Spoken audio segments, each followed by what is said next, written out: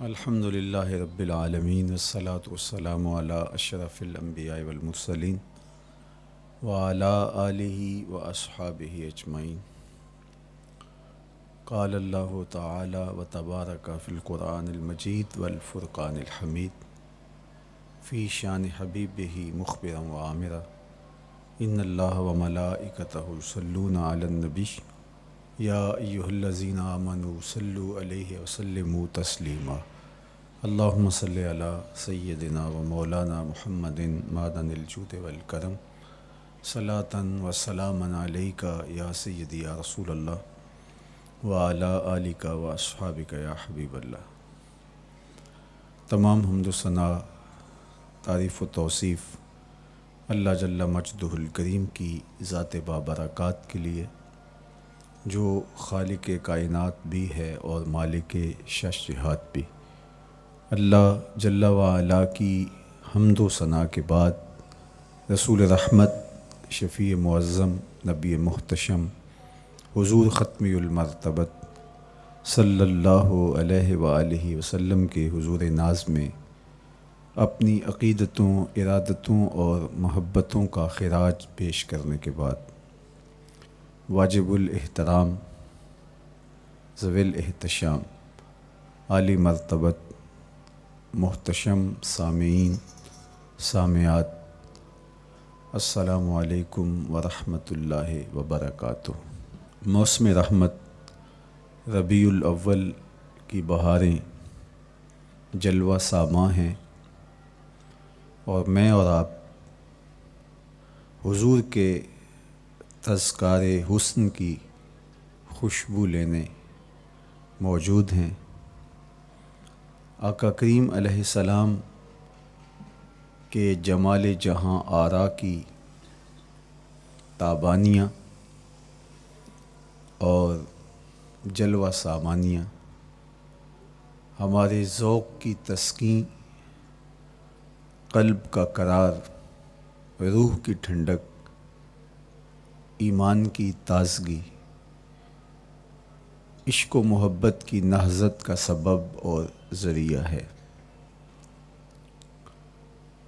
آقا کریم علیہ السلام کے فضائل، حضور علیہ الصلاۃ والتسلیم کے خصائل اور آپ کے شمائل بیان کرنا شروع سے ہی اہل ایمان کا طریقہ رہا ہے۔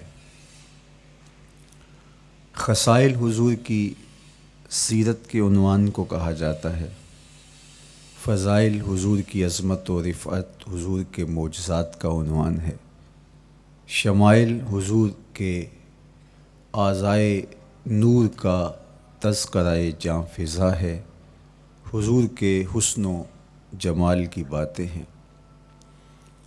آقا کریم علیہ السلام کے شمائل پر، خصائل پر، فضائل پر علماء نے بہت کام کیا، تصنیفات چھوڑیں، محدثین نے اس عنوان سے باب باندھے۔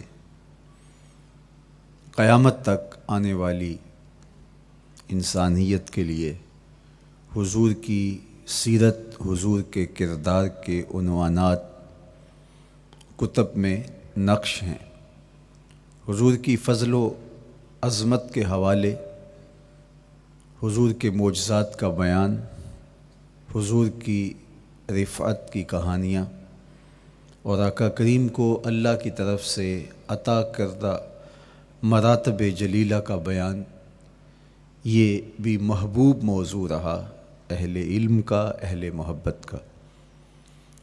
لیکن حضور علیہ السلام کے شمائل، حضور کی صورت کا بیان، حضور کے حلیہ نور کی باتیں، یہ بھی ترک نہیں ہوئیں۔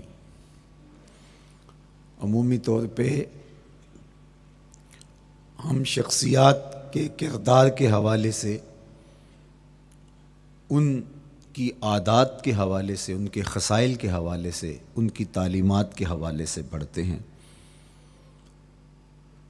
ان کے شمائل کے حوالے سے اتنی زیادہ تفصیلات نہیں ہوتی، لیکن کائنات میں ذات رسالت مآب صلی اللہ علیہ وآلہ وسلم وہ ذات ستودہ صفات ہے جن کے شمائل کو اس تفصیل سے بیان کیا گیا کہ یہ بھی صحابہ نے بیان کیا کہ حضور کے سر انور اور مبارک داڑھی میں سفید بال کتنے تھے۔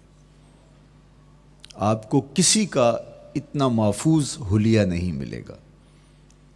حضور علیہ السلام کی زلفوں کے خم کیسے تھے، حضور کی رنگت سے لے کر کے حضور کے اعضائے بدنیہ کے توازن، حسن اور جمال کی کہانیاں آپ کتب احادیث میں، شمائل کی کتابوں میں بکھری ہوئی نظر آئیں گی۔ اور کیوں نہ ہو، جس کے حسن کے قصیدے میرے رب نے بھی بیان کیے ہیں۔ کبھی حضور کے چہرہ نور کا ذکر کرتے ہوئے والضحیٰ واللیل اذا سجا، کبھی حضور علیہ السلام کی مبارک زلفوں کا تذکرہ کرتے ہوئے حامیم، کبھی آقا کریم علیہ الصلاۃ والسلام کے مبارک ہاتھوں کا، کبھی دیگر اعضائے بدنیہ کا ذکر قرآن نے کیا۔ حضور کے سینہ اقدس کی کہانی قرآن نے بیان کی۔ حضور علیہ الصلاۃ والسلام کی مازاغ آنکھوں کا تذکرہ قرآن نے کیا، تو پھر یہ محبوب اور مرغوب موضوع کیوں نہ ہوتا۔ اور آقا کریم کو اللہ نے وہ جمال دیا تھا، وہ حسن عطا کیا تھا، وہ خوبصورتی دی تھی جو حضور کا ہی حصہ ہے۔ ویسے اللہ کا ہر پیغمبر، ہر نبی، ہر رسول خوبصورت ہوا۔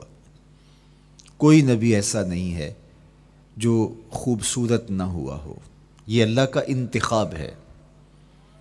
آپ تو دکان پہ سیل مین بھی رکھیں تو اس کی باقی قابلیت کے ساتھ ساتھ اس کی شخصیت کو آپ دیکھتے ہیں کہ جو خوش شکل ہو، آنے والے کو متاثر کر سکے، باوقار لگے۔ تو جس کو اس نے نبی بنانا تھا تو اس کو اس نے یوں ہی یہ عظمت اور یہ رفعت عطا کر دینی تھی۔ تو اللہ کا ہر نبی حسین، ہر نبی جمیل، لیکن جو جمال، جو خوبصورتی، جو حسن، جو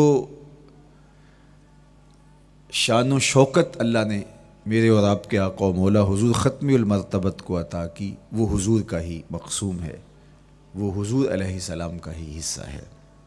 سر انور سے لے کر پائے نور تک حضور کا ہر عضو بدن خوبصورتی کا مرقع اور جمال کا معیار ہے۔ خوبصورتی کیا ہوتی ہے، حسن محمد کو دیکھ لو۔ کوئی عیب، کوئی نقص حضور کے پاکیزہ وجود میں نہیں رکھا گیا۔ خلقت مبرأ من کل عیب، حضور کے سامنے حضرت حسان بن ثابت نے یہ پڑھا اور آقا کریم نے اس پر خوشی کا اظہار کیا اور اللہ کی بارگاہ میں دعا کی، اللہم ایدہ بروح القدس، جبریل امین سے اللہ اس کی مدد فرما۔ تو انہوں نے یہ بات کہی کہ آپ کو ہر عیب سے مبرہ رکھا گیا ہے، آپ کا پیکر نور، آپ کا وجود مسعود حسن و جمال کا ایسا مرقع بنایا گیا کہ جس میں کوئی نقص نہیں رکھا گیا۔ صوری حسن بھی عطا کیا گیا، مانوی حسن بھی عطا کیا گیا۔ حضور کے اعضاء کا جو ظاہری حسن تھا وہ بھی اپنی مثال آپ تھا، اور جو باطنی جمال اور باطنی حسن اور باطنی کمال عطا کیا گیا تھا وہ بھی اپنی مثال آپ ہے۔ اگر حضور علیہ السلام کے مبارک ہاتھوں کو جمال دیا گیا ہے، لیکن جو توانائی عطا کی گئی، جو طاقت عطا کی گئی، ید اللہ کے جو جلوے ان ہاتھوں میں رکھے گئے، وہ بھی ایک دل آویز کہانی ہے۔ اگر آنکھوں کی پتلیاں خوبصورت ہیں اور آپ کی مبارک آنکھوں کی چمک سے کائنات اس کو دیکھ کر کے مبہوت ہو جاتی ہے، مازاق کے کجلے اس میں رکھے گئے ہیں، لیکن اس کا معنوی حسن بھی دیکھیے کہ حضور بیٹھے مدینے میں ہیں اور جنت کا مشاہدہ کر رہے ہیں۔ وہ توانائی بھی عطا کی گئی کہ جس طرح روشنی میں دیکھا جاتا ہے حضور اسی طرح اندھیرے میں دیکھتے ہیں۔ فرمایا صحابہ صفیں سیدھی رکھا کرو، مت سمجھو کہ میں صرف آگے دیکھتا ہوں، میں آگے بھی دیکھتا ہوں، میں پیچھے بھی دیکھتا ہوں، میں تمہارے رکوع بھی دیکھتا ہوں اور دلوں میں پیدا ہونے والے خشوع بھی دیکھتا ہوں۔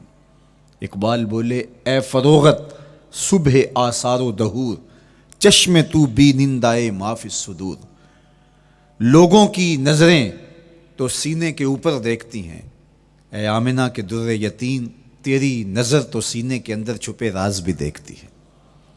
تو صوری حسن بھی اور معنوی حسن بھی اللہ نے اپنے محبوب کو عطا کیا، اور اللہ جل شانہ نے وہ جمال دیا حضور کو کہ جو دیکھتا وہ دیکھتا ہی رہ جاتا۔ ایسی چمک، ایسی رعنائی، ایسی خوبصورتی اور ایسا جمال تھا، دیکھنے والے کہا کرتے ہیں اللہ اللہ، یاد آتا ہے خدا دیکھ کے صورت تیری۔ کتنے لوگ ہیں جنہوں نے صرف حضور کے چہرے کو دیکھا اور لبوں پہ کلمہ جاری ہو گیا۔ معروف نام حضرت عبداللہ بن سلام رضی اللہ تعالیٰ عنہ کا ہے۔ یہودیوں کے بہت بڑے حبر تھے، بہت بڑے عالم تھے۔ حضرت یوسف علیہ السلام کی اولاد سے تعلق تھا، اور اس معاشرت میں ایک وقار کی مسند پہ براجماں رہتے، لیکن جو ہی حضور علیہ السلام مکے سے ہجرت فرما کے مدینہ تشریف لائے تو یہ حضور کو دیکھنے آئے۔ با فضل الصدقہ اٹھا کر دیکھیے کہ ایک مناظرہ ترتیب دیا انہوں نے کہ ان سے یہ بات کروں گا، یہ سوال کروں گا، یہ اعتراض اٹھاؤں گا، لیکن جب حضور کی مجلس میں پہنچے اور آقا کریم علیہ السلام کے رخ زیبا کو دیکھا تو سارے سوال بھول گئے۔ رومی بولے اے لقائے تو جواب ہر سوال، حل شود ہر مشکلت بے کی لوکال۔ تیری ملاقات ہی تو سارے سوالوں کا جواب ہے، تیرا ایک بار دیکھ لینا ہی تو سارے مسئلے حل کر دیتا ہے۔ تو سوالات کا ایک ڈھیر اٹھائے لائے تھے، ایک گٹھڑی باندھ کے لائے تھے سر پہ رکھ کے، لیکن جو ہی حضور کو دیکھا تو وہ جو گٹھڑی باندھ کے لائے تھے اس کی گرہیں ڈھیلی ہونے لگی، پھر سوال تتلیوں کی طرح اڑنے لگے، اور حضور کو دیکھا تو کوئی سوال ہی باقی نہ رہا۔ اب آقا کریم نے فرمایا عبداللہ ابن سلام آؤ کدھر آئے ہو؟ یہ تو مناظرہ کرنے آئے تھے، سودا لینے کے لیے بازار گئے ہم، ہاتھ اس کے بکے جس کے خریدار گئے ہم۔ لیکن جب آقا کریم نے پوچھا کہ آؤ کدھر آئے ہو تو انہوں نے کہا حضور میں آپ کا غلام بننے آیا ہوں، تیری تک کے ادامہ میں مرید ہو گئے، حضور کے ہاتھ پہ بیعت اسلام کر لی۔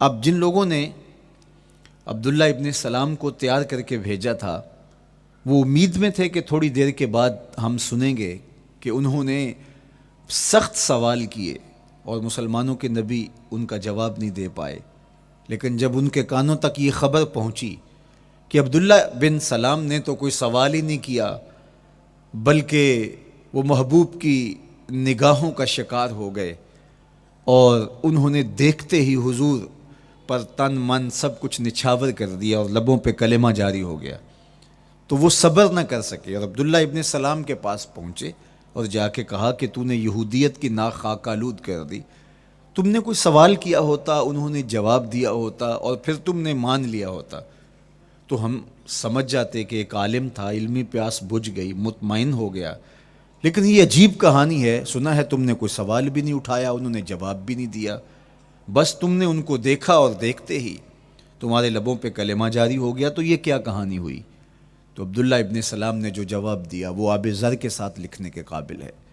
انہوں نے کہا کہ یہ بات میری سمجھ میں بھی نہیں آئی، جب میں اس آقا و مولا کی چوکھٹ پہ پہنچا اور میں ان سے سوال کرنے کے لیے لفظوں کو ابھی ترتیب ہی نہیں دیا تھا کہ میری نظر ان کے جمال جہاں آرا پہ پڑ گئی، اب عبداللہ بن سلام کے لفظ سنیے، فرماتے ہیں فلما تبینت وجہہ عرفت ان وجہہ لیس بوجہ کذاب، جب میں نے ان کے جمال جہاں آرا کو دیکھا، چہرہ نور کو دیکھا، رخ زیبا کی زیارت کی، تو میں نے پہچان لیا یہ چہرہ کسی جھوٹے کا ہو ہی نہیں سکتا ہے۔ دیکھنے والے کہا کرتے ہیں اللہ اللہ، یاد آتا ہے خدا دیکھ کے صورت تیری۔ اللہ نے صورت ہی ایسی بنائی، جمال ہی ایسا دیا، خوبصورتی ہی ایسی دی کہ جو حضور کو دیکھتے وہ دیکھتے ہی رہ جاتے۔ تو کتنے لوگ تھے کہ جنہوں نے محض حضور کو دیکھا، پھر اس کے بعد لب کھلے تو کلمہ ہی جاری ہوا۔ وہ خوبصورتی اور وہ جمال اللہ نے اپنے محبوب کو عطا کیا۔ آقا کریم علیہ الصلوۃ والسلام کا ایک ایک عضو بدن خوبصورتی کا مرقع تھا، بلکہ خوبصورتی کا معیار تھا۔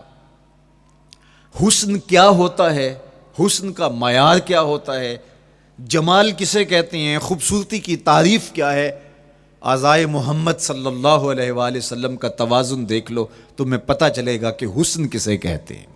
حضور علیہ السلام کو اللہ تعالیٰ جل شانہ نے جو حسن بخشا، جو جمال دیا، جو خوبصورتی دی، وہ حضور کے مبارک قدموں سے اس کا انداز کیجئے کہ جس کے قدم اتنے سونے ہیں اس کا چہرہ کتنا سونا ہوگا۔ حضرت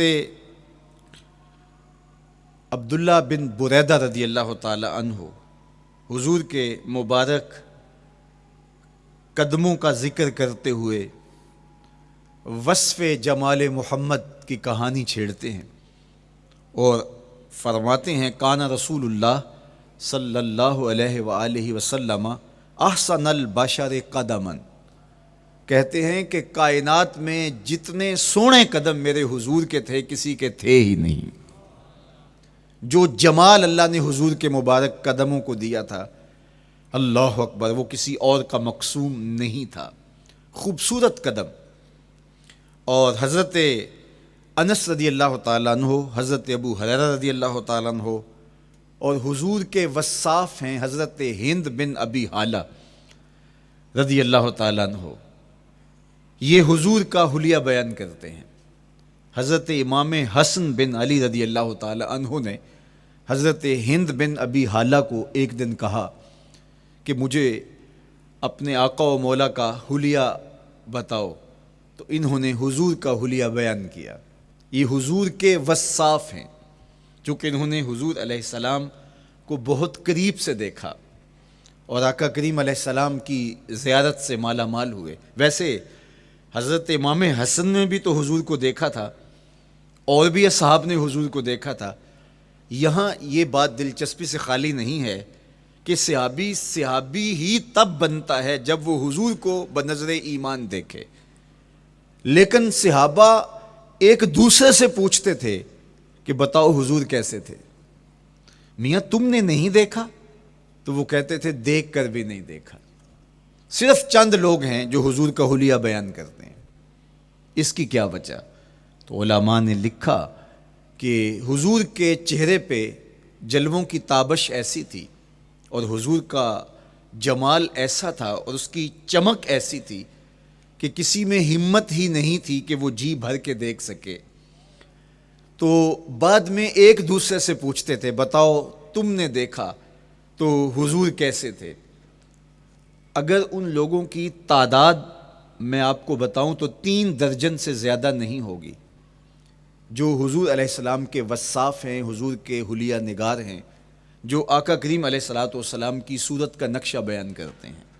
دیکھا 1,24,000 اصحاب نے ہے، لیکن جو وصف بیان کرتے ہیں، شمائل رسول کو بیان کرتے ہیں، ان کی تعداد 3 درجن سے زیادہ نہیں ہے۔ اور یہ بھی وہ لوگ ہیں جنہوں نے حضور کو بچپن میں دیکھا، جنہوں نے حضور کو سوئے ہوئے دیکھا، حضور کو بہت قریب سے دیکھا۔ حضور علیہ الصلوۃ والسلام کے پاس ان کا آنا جانا بہت زیادہ تھا، اس طرح انہوں نے حضور علیہ السلام کو دیکھا۔ حضرت حسان بن ثابت رضی اللہ تعالی عنہ فرماتے ہیں کہ میں جو حضور کا حلیہ بیان کرتا ہوں تو اس کا سبب یہ ہے کہ میرے پاس حضور کو دیکھنے کا ایک طریقہ آ گیا تھا۔ فلما نظرت الی انوارہ فودعت کفی علی عینی خوفا من ذہاب بصری، کہا کہ جب میں حضور کو دیکھتا تھا تو اپنی آنکھوں پر انگلیاں رکھ کے انگلیوں کی اوٹ سے دیکھتا تھا کہ حضور کے جلووں کی چمک سے میری آنکھوں کی بینائی نہ جاتی رہے۔ یہ کون کہہ رہے ہیں؟ حضرت حسان بن ثابت رضی اللہ تعالیٰ عنہ۔ اور آپ جانتے ہیں حضرت حسان بن ثابت رضی اللہ تعالیٰ عنہ شاعر ہیں، اور شاعر حسن دیکھنے میں بڑا دلیر ہوتا ہے، اور یہ حسن بھی ابھی پوشیدہ ہے، 70,000 بشریت کے پردے ڈالے گئے ہیں۔ اگر یہ حسن بے نقاب ہوتا تو کوئی جلووں کی تاب ہی نہ لا سکتا۔ یہی بہتر ہے کہ وہ پردے میں رو پوش رہے، وہ اگر پردہ اٹھا دے تو کسے ہوش رہے۔ کس کی ہمت تھی؟ اب چھپا ہوا مستور حسن بھی اگر دیکھتے ہیں تو آنکھوں پہ انگلیاں رکھ کے دیکھتے ہیں، اور بیان کرنے والوں کی تعداد میں نے عرض کی کہ 3 درجنوں سے زائد نہیں ہے۔ تو یہ وہ لوگ ہیں جنہوں نے حضور کو دیکھا۔ اب امام حسن پوچھ رہے ہیں حضرت ہند بن ابی حالہ رضی اللہ تعالی عنہ کو کہ آپ نے حضور کو دیکھا تو مجھے بتائیے میرے نانا کا جمال کیسا تھا۔ تو حضرت ہند بن ابی حالہ نے حضور کا حلیہ بیان کیا۔ تو جب حضور کے قدموں کی کہانی انہوں نے بیان کی تو حضرت ہند بن ابی حالہ نے کہا کان النبی صلی اللہ علیہ وآلہ وسلم شسن القدمین والکفین، حضور علیہ السلام کے مبارک قدم اور حضور کی ہتھیلیاں پر گوشت تھے۔ یہ حضور علیہ السلام کے مبارک قدموں کا جمال بیان کرتے ہیں۔ اللہ اکبر۔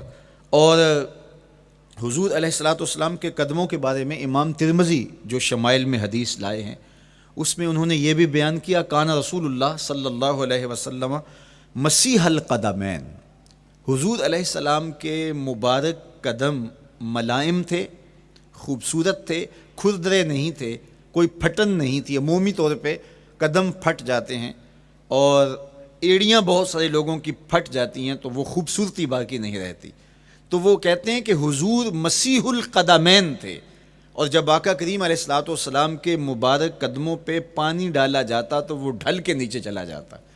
یہ تھا حضور کے قدموں کا حسن اور حضور کے قدموں کا جمال۔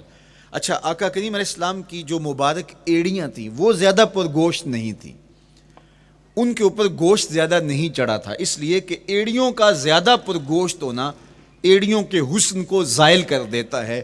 حسن کا مرقع ہی جمال مصطفیٰ ہے، تو اس لیے اللہ نے ایک ایک عضو کو تراش کر کے بنایا ہے، بلکہ پوچھ پوچھ کے بنایا ہے۔ جس طرح حسان بن ثابت رضی اللہ تعالی عنہ کہتے ہیں کأنک قد خلقت کما تشاء، محبوب مجھے تو یوں لگتا ہے جس طرح آپ کے رب نے آپ کو آپ سے پوچھ کے بنایا ہے کہ محبوب بتاؤ کہ میں آپ کے اعضاء کو کیسے توازن اور کیسے حسن اور کیسے جمال دوں۔ تو حضور کی مبارک ایڑیاں یہ پرگوشت نہیں تھیں، باقی حضور کے پاؤں پرگوشت تھے اور کوئی پھٹن نہیں تھی، بالکل نرم گداس اور بالکل جو ہے وہ ملائم تھے، اور جب پانی ڈالا جاتا تو پانی ڈھل کے نیچے 1 سیکنڈ میں آ جاتا۔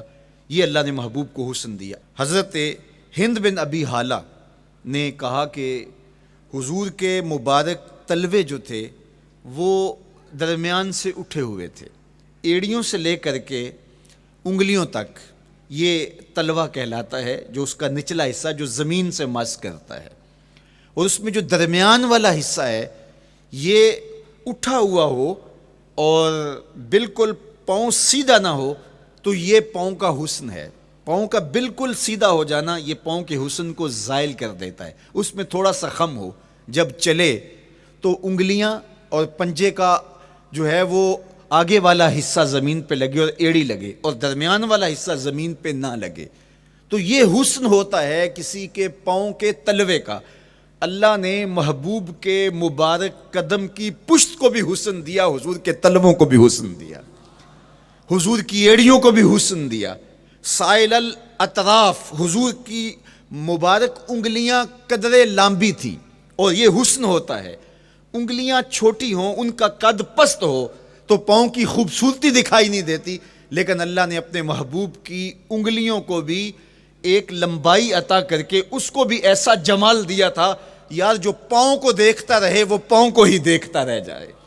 اللہ اکبر۔ اچھا، بعض احادیث میں آتا ہے کہ حضور علیہ السلام کے مبارک تلوے جو ہیں لیس لہا اخمس، یہ لفظ ہیں کہ وہ اخمس نہیں تھے، یعنی وہ درمیان سے اٹھے ہوئے نہیں تھے، تو اس کا کیا مطلب ہے؟ یہ حضرت ابو ہریرہ رضی اللہ تعالیٰ عنہ سے جو مروی روایت ہے اس میں یہ ہے لیس لہا اخمس، اور حضرت ہند بن نبی حالہ سے جو حضور کے مبارک تلووں کا حسن بیان کیا گیا ہے، تو اس میں یہ بیان کیا گیا ہے کہ حضور علیہ الصلوۃ والسلام کا مبارک قدموں کا تلووں کا حسن یہ تھا کہ وہ درمیان سے تھوڑے سے اٹھے ہوئے تھے، اور یہ خوبصورت پاؤں کا جمال ہوتا ہے۔ تو ان دو چیزوں میں علماء نے تطبیق کی ہے۔ اللہ ان علماء کی قبروں پر رحمت نازل کرے جو حضور کے حسن پہ، حضور کے جمال پہ گفتگو کرتے رہے، اور ایک ایک عضو پر انہوں نے کئی کئی صفحات لکھے اور کتابیں انہوں نے تحریر کی حضور کے جمال پر۔ اب حضرت ہند بن ابی حالہ رضی اللہ تعالی عنہ، انہوں نے تو حضور کو گھر میں دیکھا تھا، یہ حضرت خدیجۃ الکبریٰ رضی اللہ تعالی عنہا کے فرزند تھے ابو حالہ سے۔ اب انہوں نے تو دیکھا، اب حضور لیٹے ہیں تو انہوں نے حضور کے پاؤں کو دیکھا کہ درمیان میں ہلکا سا خم ہے اور یہ پاؤں کا جمال ہے۔ اب حضرت ابو ہریرہ رضی اللہ تعالی عنہ نے جو حضور کے پاؤں کو دیکھا تو یہ اندرون خانہ کا دیکھنا نہیں تھا، تو انہوں نے کیسے دیکھا؟ تو حضرت ابو ہریرہ سے مروی ایک روایت سے سمجھ آتی ہے کہ انہوں نے جو کہا کہ لیس لہا اخمس، کہ ان کے مبارک تلوے درمیان سے اٹھے ہوئے نہیں تھے بلکہ بالکل برابر تھے، تو اس کا کیا مطلب ہے؟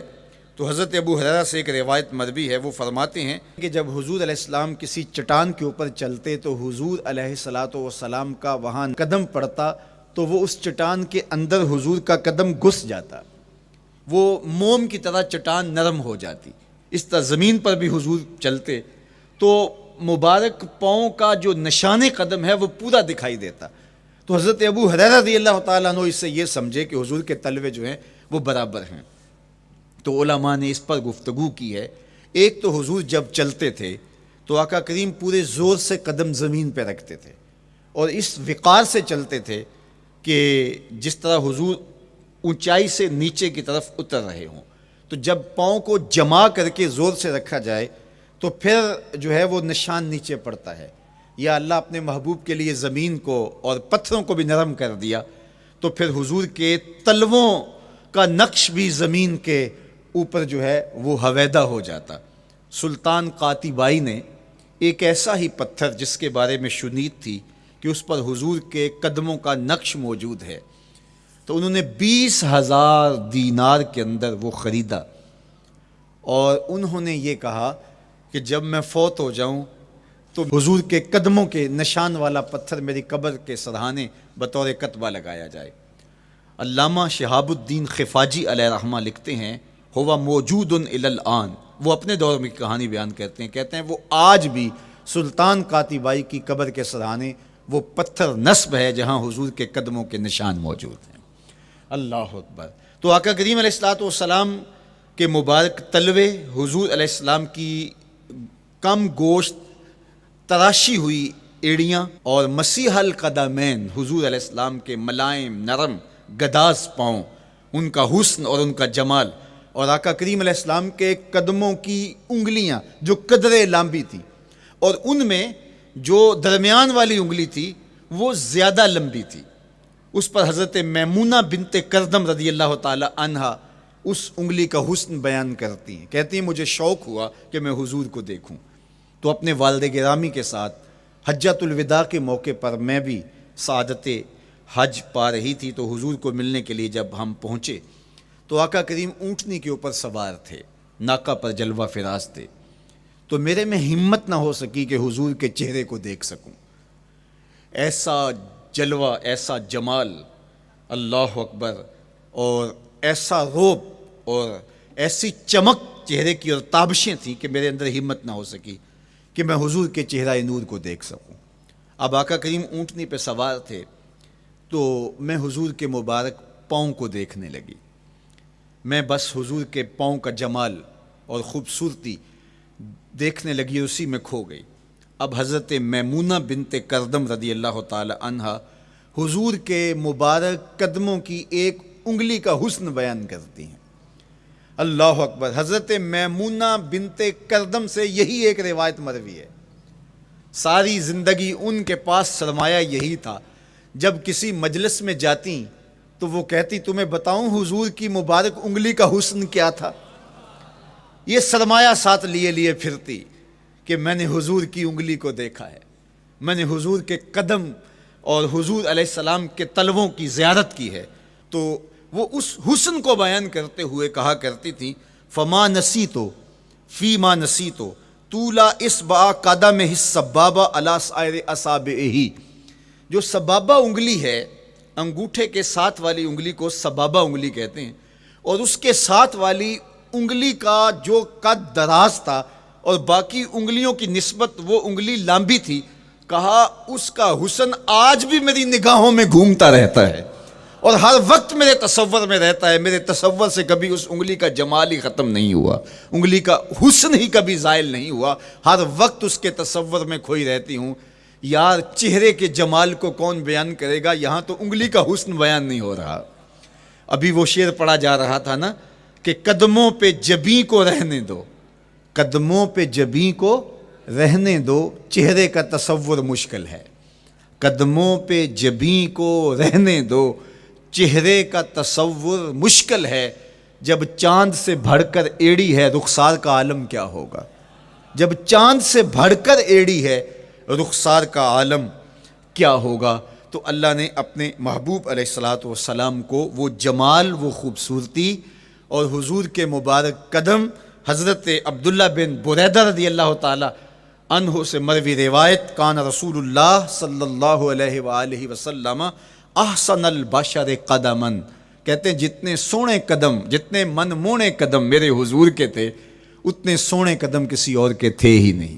اللہ نے اپنے محبوب کو وہ جمال، وہ خوبصورتی اور وہ نور عطا کیا تھا. اچھا، یہ قدم، یہ ایڑیاں، یہ مبارک تلوے اور یہ داراز انگلیاں اور ان انگلیوں کی چمک اور ان کی رنگت کا جمال اور خوبصورتی، جہاں اس کا صوری حسن تھا تو مانوی حسن بھی دیکھنے والا تھا. یہ قدم اٹھ جائیں اللہ اکبر تو تقدیر کے فیصلے ہوتے دکھائی دیتے ہیں. ان قدم کی اونچائی، ان قدم کی بلندیاں کہ عرش حق ان قدموں کے بوسے لے رہا ہے. اور میرے امام بولے زہ عزت و اے طلائے محمد، زہ عزت و اے طلائے محمد، کہ ہے عرش حق زیر پائے محمد. قدموں کا حسن وہ بھی دیکھنے والا اور قدموں کی بلندی اور اونچائی اور اس کی شان و شوکت وہ بھی دیکھنے والی. اللہ اکبر. آقا کریم علیہ السلام حضرت ابو بکر صدیق کے ساتھ، حضرت عمر فاروق کے ساتھ اور حضرت عثمان غنی کے ساتھ احد پہاڑ پر تشریف لے گئے. یہ حدیث آپ نے بارہا علماء سے سنی ہے. احد کی چھاتی پہ جب حضور کے قدم آئے اللہ اکبر تو وہ خوشی سے جھوم اٹھا، مقدر جاگ گئے، بخت بیدار ہو گئے. ان کے قدم جو کہ اس عاشق کی آنکھوں کی ٹھنڈک ہے، جب چھاتی پہ آ جائیں تو کون عاشق نہیں جھوم جائے گا. یہ تو حضور کے قدموں کے حسن کو بیان کیا جا رہا ہے. آپ کی روح رقص کر رہی ہے اور آپ کا دل جو ہے وہ ایک عجیب سرور اور کیف کی وادی میں اور ایک جو ہے وہ خوشیوں کے جو ہے وہ عالم میں نہال ہوتا چلا جا رہا ہے. لیکن یہ قدم جب چھاتی پہ آیا تو پھر احد، ظاہر تو پتھر ہے احد، لیکن حضور سے پتھر بھی پیار کرتے ہیں. فرمایا احد جبل یحبنا ونحبہ، احد ہم سے پیار کرتا ہے، پہاڑ ہے، پتھر ہے، لیکن ہم سے پیار کرتا ہے، ہم اس سے پیار کرتے ہیں. اس کائنات میں صرف سرکش انسانوں اور جنوں کے علاوہ کائنات کی ہر شے حضور سے پیار کرتی ہے، حضور سے محبت کرتی ہے. آؤ میں تمہیں پیار کی ایک اور کہانی سناؤں. مسجد نبوی ہے، آقا کریم تشریف فرما ہیں، منبر پہ جلوہ فراز ہوئے. ابھی واز کا آغاز ہی کرنا چاہ رہے تھے کہ ایک جانب سے رونے کی آواز آنے لگی. صحابہ کہتے ہیں رونے والا اس درد سے روتا ہے کہ لگتا تھا کلیجہ پھٹ جائے گا. کناقۃ الخلوج، جس طرح اونٹنی کا بچہ بچھڑ جائے اور وہ اس کے غم میں، اس کی جدائی میں درد سے روکتی ہے، چیختی ہے، چلاتی ہے، رونے والے کا انداز درد ایسا ہی تھا اور لگتا تھا کہ جس طرح اس کا کلیجہ پھٹ جائے گا. صحابہ دائیں بائیں دیکھتے ہیں لیکن رونے والا دکھائی بھی نہیں دیتا، اور ماحول کے اندر اس طرح درد پھیل رہا ہے کہ سینوں میں دل لرز رہے ہیں اور عجیب کیفیت طاری ہو گئی. حضور ابھی بیٹھے ہیں، خطبے کا آغاز بھی نہیں ہوا اور رونے والا کیف و درد میں روتا چلا جا رہا ہے۔ فنزل النبی صلی اللہ علیہ وسلم عن المنبر، حضور ممبر سے نیچے تشریف لائے۔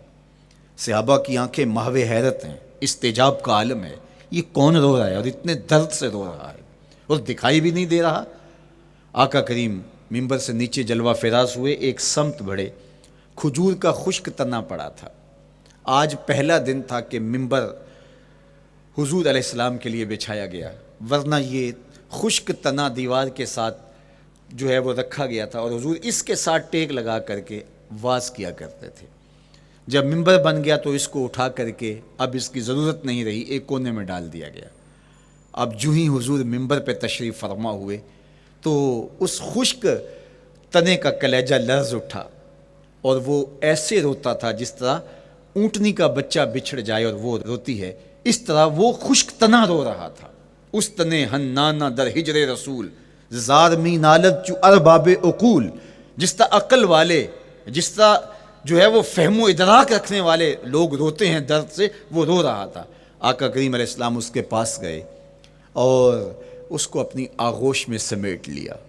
بچھڑا ہوا بچہ جب اپنی ماں کو ملے تو اس کی ہچکیاں بن جاتی ہیں، اس کی گھگھی بن جاتی ہے، تو یہی کیفیت اس کی ہو گئی اور آقا کریم اپنا دستے رحمت اس کے اوپر پھیرتے چلے جاتے ہیں۔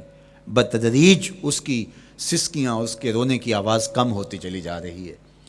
آہستہ آہستہ وہ خاموش ہو گیا۔ حضور پھر دوبارہ تشریف لائے اور ممبر پہ خطبہ دینے سے قبل صحابہ کی آنکھوں میں استجاب کا عالم دیکھا، حیرت کی فراوانی دیکھی۔ فرمایا کہ تم جو سوال کرنا چاہ رہے ہو، جو تمہاری آنکھوں میں پوشیدہ سوال ہے، میں اس کو اچھی طرح جانتا ہوں۔ لو لم افعل ہاکذا لحن الی یوم القیامہ، اگر میں ممبر سے اتر کے اپنے عاشق زار کو یوں تسلی نہ دیتا، یہ قیامت تک یوں ہی روتا ہی رہتا۔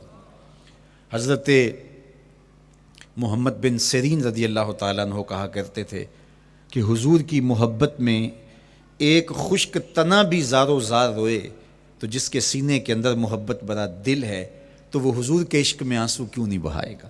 حضور کی یاد میں اس کی آنکھیں آنسو کا خراج کیوں نہیں دیں گی؟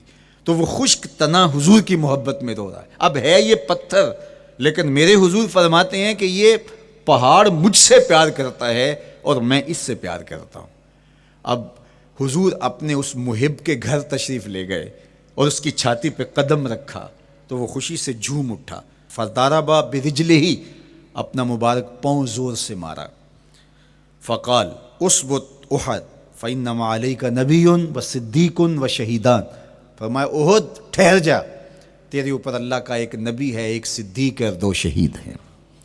تو حضور کی مبارک ایڑی کے لگنے کی دیر تھی، حضور کے قدم کی ضرب کی دیر تھی کہ اس کا زلزلہ تھم گیا۔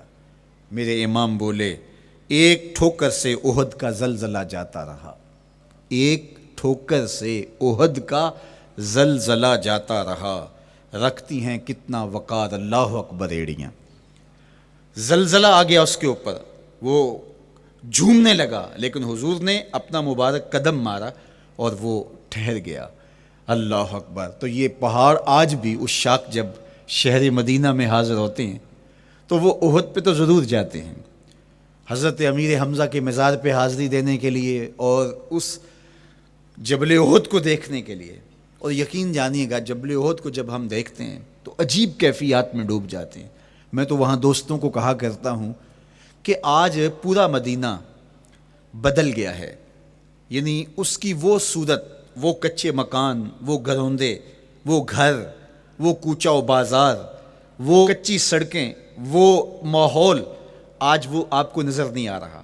جہاں کچے مکان تھے جن کے اوپر چھت کھجور کے پتوں کی پڑی تھی، وہاں عالی نصب پلازے آپ کو نظر آتے ہیں، فلک بوس آپ کو ہوٹل نظر آتے ہیں۔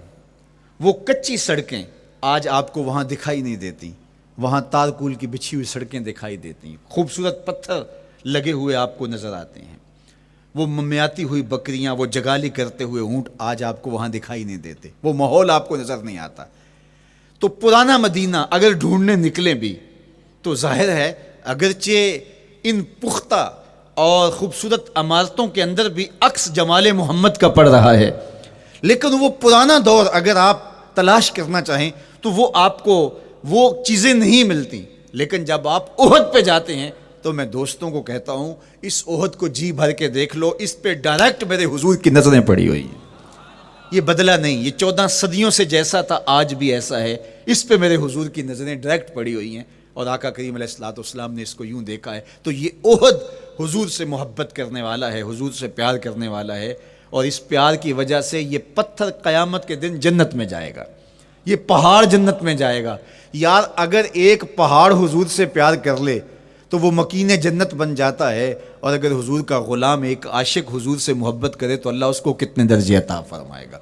تو آقا کریم نے زور سے قدم مارا اور فرمایا احد ٹھہر جا، تیرے اوپر اللہ کا ایک نبی ہے، ایک صدیق ہے، اور 2 شہید ہیں۔ اللہ اکبر۔ تو یہ حضور علیہ الصلوۃ والسلام کے مبارک قدم کی شان ہے، یہ حضور کے مبارک قدم کا جمال ہے اور اس کی خوبصورتی ہے۔